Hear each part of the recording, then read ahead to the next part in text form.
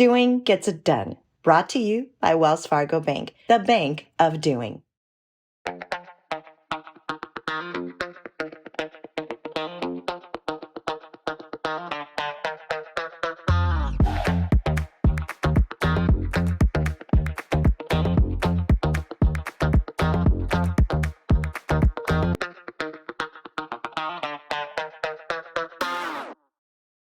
What do people think about when they hear the word retirement? I think about the beach. Waking up every single morning, packing some snacks, and heading to the shore. Not a cloud in the sky, not a worry in the world, just pure bliss. But what if you can't afford to retire? According to new research from BlackRock, Generation Z workers are saving away, on average, 14% of income for retirement. That compares with 12% for their older counterparts, millennials, Gen Xers, and baby boomers. Research shows that at the same time, the total share of Americans who think they are on track with their retirement savings has fallen to 63% from 68% in 2021. Do you think at all about retirement, or is that something that seems super far off? I mean... Wow, that's a good question. Are you saving for it at all, or not yet? Not at the minute, no. Okay. No. I have a 401k. Yeah, I mean, I pay taxes, so I have Social Security. No, not yet. Not capable of doing Not that at the capable minute. yet. No. I don't really think about it, although I feel like I should. The steps that individuals can take in preparing for their readiness for retirement include things like understanding their age and what the time horizon might be between now and retirement. They need to understand what their debt load is today. They need to understand what the tax rate is both today and projected might be in the future. I think they need to understand their savings rate, their rate of return on their investment, and how much they've actually set aside and how much more they think they might set aside. What will be the issues surrounding healthcare costs? What is the inflation rate? What's purchasing power erosion that might set in? Those are elements, I think, in preparing ourselves for the readiness for retirement that we've got to incorporate for sure in our retirement planning. In preparing for retirement, there's a lot of issues and a lot of items that might be foreign to the average individual and the average consumer, the average investor. For sure, one of the quickest ways is to consult a professional. But if a professional is not easily accessible or affordable, how do we go about that? I think there's a lot of online tools. There's a lot of reputable financial education processes. There's financial calculators online. There's modules that can help people do some of those calculations. If you're running this alone, I think you have to be real meticulous and you have to take your time and be deliberate. Do your research. Those financial publications that are reputable can provide you kind of the groundwork and the framework for how do you do these calculations? How do you prepare them? How do you prepare for the readiness for retirement? Because it can be a very complex and complicated process. But if you unbundle the package, inch by inch, everything's a cinch. Yard by yard, I find everything's hard.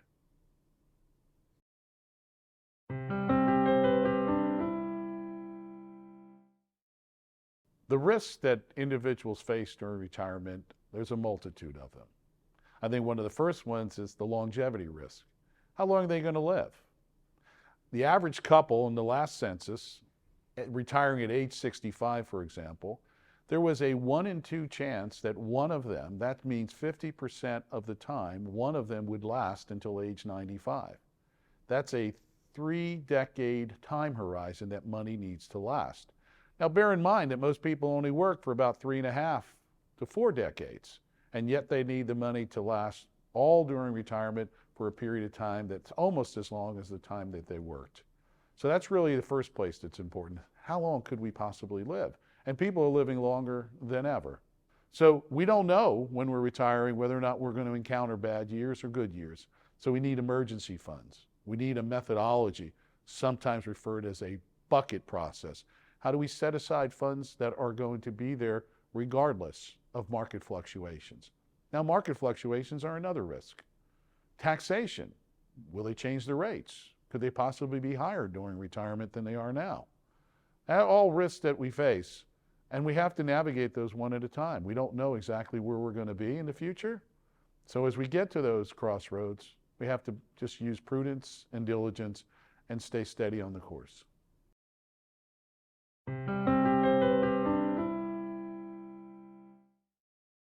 According to Investopedia, retirement refers to the time of life when one chooses to permanently leave the workforce behind. Or in simpler terms, after you graduate high school or college and you start working, retirement is the ability to no longer work and continue your lifestyle, or hopefully have an even more fun one. So how does one do that?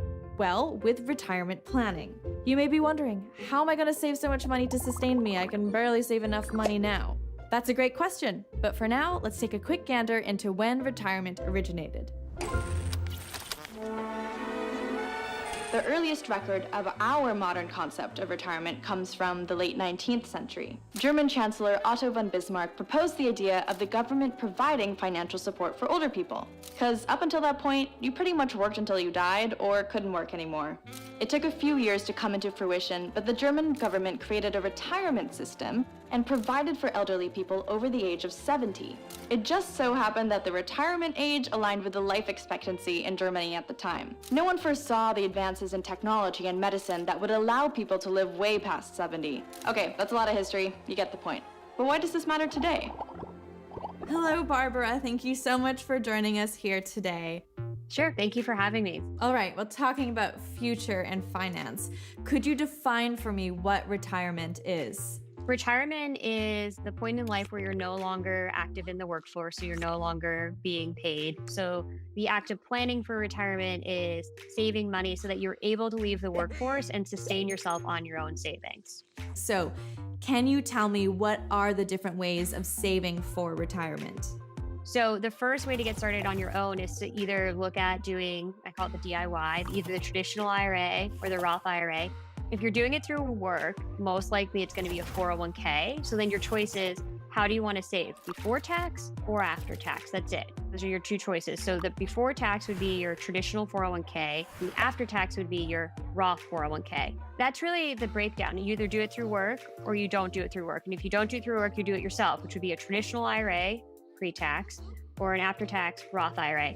So we have a pre-tax money type, and then over here we have a post-tax money. So one meaning you're gonna put your money into retirement savings either before you pay tax, so you get the tax savings today, and then you pay tax when you take it out, or the other one, which is you pay taxes on it today, and then you don't pay on it when you take it out. So those are the two main types of taxation for saving for retirement. For most people who have a job, who are on payroll, who are getting a paycheck, they're already contributing to retirement. And once you start working, you contribute a portion to Social Security, and Social Security is a retirement benefit that you also get from the government.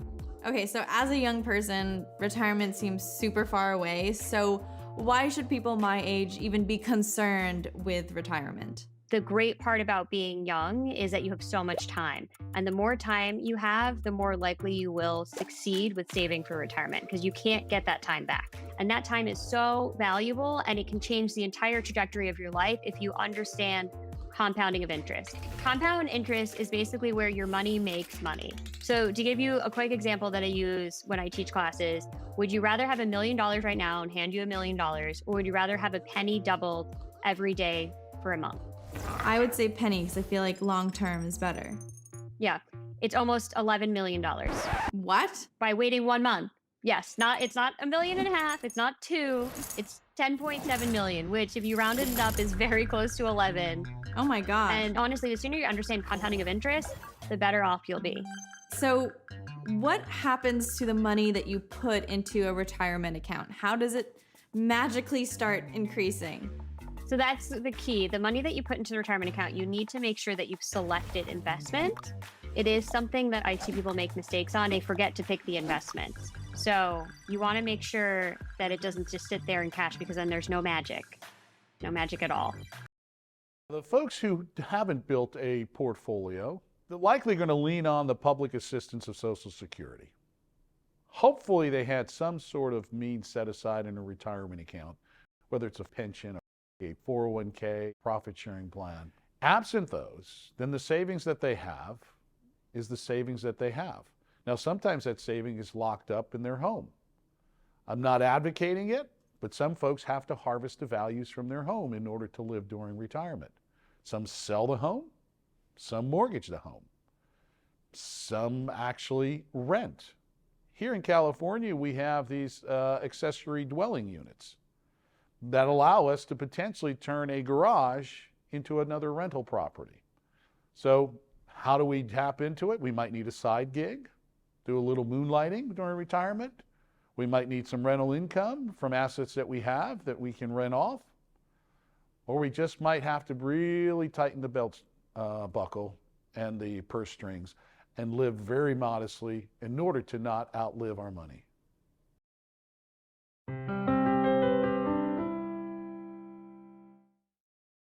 For people who like to work and want to work or need to work after retirement or the natural age of retirement, it's important that they continue to work. I think staying mentally and emotionally engaged is vital. It creates vitality for many people. I think it not only creates the prosperity of the cash flow, but it creates the internal prosperity of feeling good about oneself, feeling still in the game, feeling like a valuable contributor. So yes, in fact, I'm 39 years in practice. And if you ask me, I'm halfway through. I feel like I'm just warming up. I want to do this for a long, long time. It's a wonderful book called Live Long, Die Short. That's an objective of mine, to live a long, long time, stay vital, and then end. I don't want a long ending. I want a short ending. I think most people would like that. Live a long time, stay vital, be a contributor, see your family, loved ones, and do everything you can professionally and personally.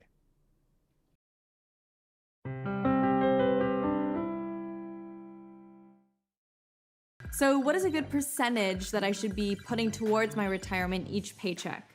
A good percentage to be putting towards your retirement could be 10%, but any amount that you can do would be great. So just getting in the retirement game is key. To give you an example, so if you wanted to have $1 million at retirement at 65, as a 25-year-old, you just need to save $209 a month, which works out to be like $140 basically every pay period.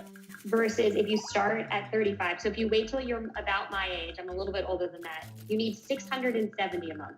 You're gonna need to save more for your own retirement because Social Security is not enough to sustain your lifestyle. You wanna have more than just Social Security to have a comfortable lifestyle and to be able to enjoy yourself. Your habits that you determine in your 20s for your finances, so saving, retirement, debt reduction, really impact the rest of the next decades, the 30s. It's not that you have to sacrifice everything. You just need to be intentional. You want to utilize the time that you have. And so therefore, I would challenge you to find any little bit that you can to get started on retirement because you'll never get the time back. For an individual to enjoy or strike a balance between their present needs and wants and desires versus what their future might require, it takes a process of understanding just how much I have today that I can live with and how much needs to postpone. We always talked about, when I first started this, the young man, so it was gender specific. The young man that went to work needed to set aside some money for the old man who couldn't go to work. And that's true of the woman as well as it is of the male. And so how do we strike the balance between satisfying and satiating our current needs, because tomorrow's not promised to anyone, and at the same time, should tomorrow come, how are we not barren in our cupboards? How do we have enough to then survive and even thrive in the future? So it's weighing sometimes there's a postponement of gratification, other times there's an enactment of gratification today. And we've got to be conscious of that.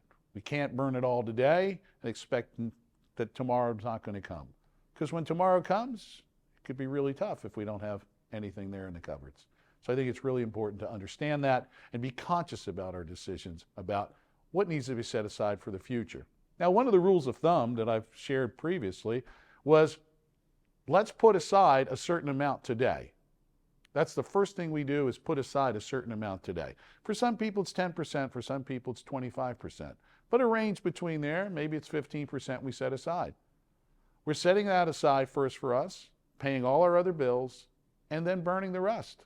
Spend it and enjoy it, because if you set aside first that 15 or 20% for yourself, it's going to be there in the future. It will be there. And that's the only way I think we can do it in budgeting, is to actually set aside some money for ourselves first, for the future, and then use the rest for the needs and the wants and desires.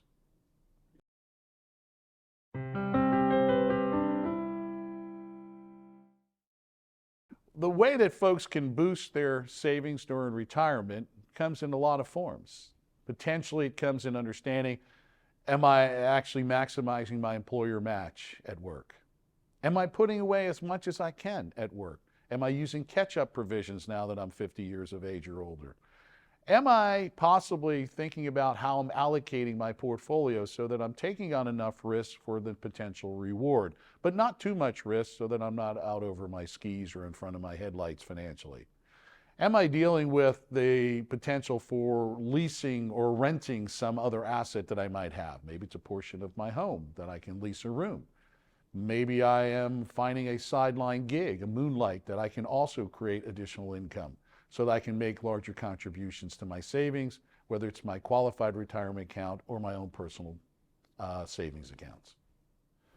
I think it's important for couples to align their strategy for retirement. It's a little like a crew team rowing the boat. If you've got 8 folks on that scull and one is not, you're only as strong as your weakest link. It's like a dog team. If that dog is pulling in the wrong direction, it's not only not helping the team, it's actually detracting from the energy that's focused on going forward. So it's really crucial that the couple aligns. They align in their objectives, their time horizon, their expectations, how much they're willing to sacrifice today in terms of savings, how much they're willing to put aside for the future. All of that, just like any other relationship element, it's critical that our retirement, because money is an important and timely factor. Money is also a topical issue for all of us.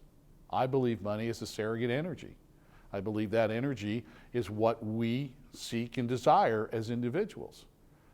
Money is not the only way to create energy, but it's a very important energy for us. And if we are missing some portion of that energy, it's going to detract from our success in our life and the vitality that we have, and even in the relationship that we're enjoying or potentially not enjoying because we're not on the same page. So getting on the same page as a couple, I think, is critical, and making sure that we're looking at the sunrise and sunset from the same perspective. Individuals that want to understand their expected expenses during retirement need to reflect on what their expenses are today. There's a high probability that what they're doing today is going to carry forward when they retire. There's no magic switch that changes when you turn 65 or 67, natural retirement age. You're doing the things you're doing. You're likely living in the home that you're living. You're likely driving the vehicle you're driving the day before you retire and the day after you retire. So some of those expenses are going to be pretty much spot on right through. And if you're used to buying a car or leasing a car every 3 years, there's a high probability that you're going to continue to do that. That pattern is likely to prevail. So understanding your current patterns and habits is a critical way to understand what your likely expenses will be in the future. Adding in potential inflation rates, the 2 inflation rates that are most expensive are healthcare and education. Healthcare during retirement, it's purported and reported that we're going to spend 75 to 90% of all of our healthcare expenses in the last 10th of our lifetime. So that's going to come during retirement. And those numbers dwarf everything that we did pre-retirement in terms of healthcare expenses. Spend a lot of time. If you have a parent today who's up in age, you know what it's like for them managing their schedule and their calendar around healthcare. It's almost like on Monday we're going to this physician, on Tuesday we'll be here, on Thursday we'll be there. And it's a regular routine. Healthcare maintenance it is expensive and growing faster and faster. So we've got to be highly cognizant of those expenses. But what we're doing today is pretty much what I think we're going to see in the future, except for the purchasing power erosion and the cost of inflation that will increase it. Are there any healthcare insurance policies or programs that can help individuals during retirement address these rapidly growing costs of care?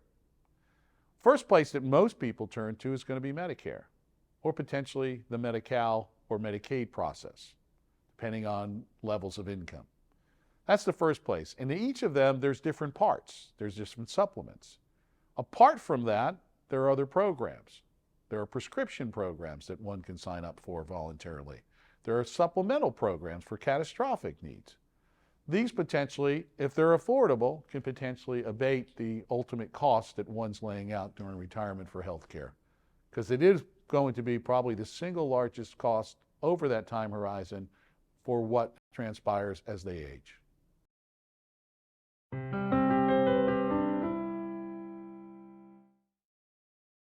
The benefits of establishing an income retirement plan, I think first and foremost, are qualitative, peace of mind. I think an individual who has set a plan can then understand what they're putting into play, how they're meeting their milestone objectives, 1 year, 1 month, 1 week, 1 day at a time, feeling that they're accomplishing what they set out to do. Those milestones are really important for feeling a sense of peace about a very potentially volatile time if they don't plan. So planning ahead translates into understanding factually we're going to be okay, and also emotionally it's going to be fine. Those are critical pieces so that we can live in peace today and also know that we'll be at peace in the future financially. So the things that people have to understand is their debt levels, the taxation level, what's their rate going to be, the inflation level, how fast is money eroding, and how much can we set aside, and are we setting aside, and what's the rate of return we can anticipate on this pool of funds or this portfolio of funds. All of those are going to be elements that we have to weigh into that income plan. Do I advise people to adjust their lifestyles at retirement potentially? Yes, if they have not. See, there's no unrealistic goals, there's just unrealistic time frames. And if you don't have enough money at retirement to meet your current spending habits, then one has to adjust. Now, facetiously, one could die a little sooner, and that might change the outcome. But if you don't cooperate and die early, then you have a problem. And if you live a long, long time, you could outlive that money. So it's really critical that we live within our means. Now, I find that most people, that when they see the financial cliff ahead, they don't take the bus and drive right off of it. They slow the bus down, they make a few turns, they navigate their path around the cliff rather than drive right off the cliff and run out of money. It's the anomaly that keeps driving the bus, runs out of money, and says, I don't know how I got here. So most people are willing to tighten their purse strings and pull in their belt buckle and figure out that this is a different path we have to glide. And that glide path may not be as smooth as they anticipated, but you got to do the best you can in the instance. Remember, the drop back. Have a side gig. Figure out if you have something you can lease and rent. Create some additional income. Postpone retirement. Continue to accumulate. If you're healthy, that's possible. If you're not, then it's potentially real traumatic. So how can folks address taxation during retirement? One of the theories that holds up for the modest household income is that retirement will be less taxing than it will be during life. Why? Because the incomes during life, especially in a two-income household, those incomes are going to be higher and elevated, and the tax brackets are going to be higher and elevated. So for most modest families, during retirement, it is true that their retirement income is going to be taxed at a lower rate, at least under today's tax regime. I can't promise that for tomorrow, but under today's tax regime, for the modest household that saved a modest amount, their retirement income is probably going to be less, and it's going to be taxed less. And if they're retirement at full retirement age, Social Security is going to be removed from the taxation. So, for the household that's elevated and done a real good job in savings, they might not escape that path. They may not get through this tax ringer at a lower tax rate. It might be the same or it might be elevated.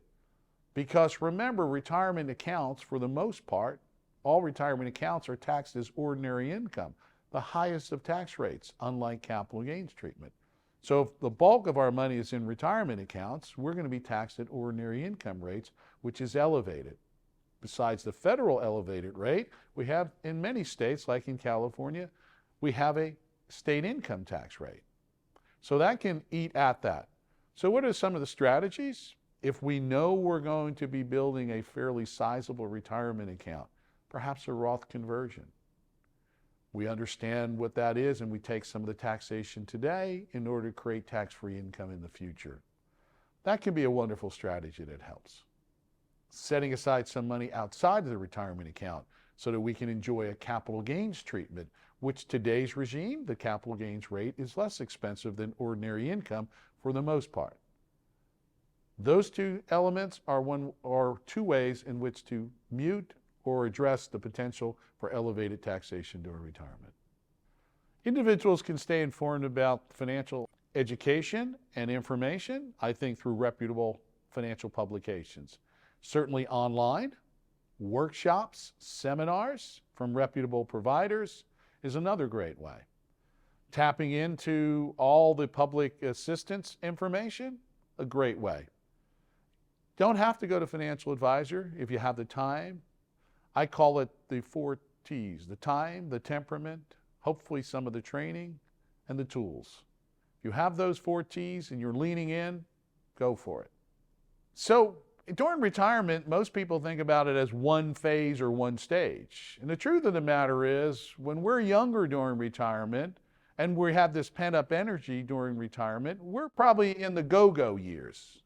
And we're traveling a lot, and we're seeing grandchildren, and we're exploring, and we're active. And subsequent to the go-go years, at some point we start to go into the slow-go years, where we settle down a little bit more, we stay a little closer to home. And before long, there's that third phase of the no-go years, where we're pretty much just sedentary in place. If you heard me earlier, that's the place I don't want to live for very long. That's my die short program. But for many, the no-go years can be an extended period of time. So just remember there's 3 phases. You're probably stockpiling money for the go-go years, you're slowing down in the slow-go years, and then there's the no-go years. And all 3 of those can be distinct elements, or they can be blended together. The most important thing about retirement is you have to prepare for it. Take a look at the benefits your employer offers and what resources they offer. If you're self-employed, look into starting an IRA. You can open an IRA at most banks and credit unions, as well as through online brokers and investment companies. And if you have the opportunity or the money, you can always talk to a financial planner. Well, I advise people, while they have the vitality and energy, to go for it. Get that bucket list formulated and begin to check it off. Don't leave here with your script unwritten.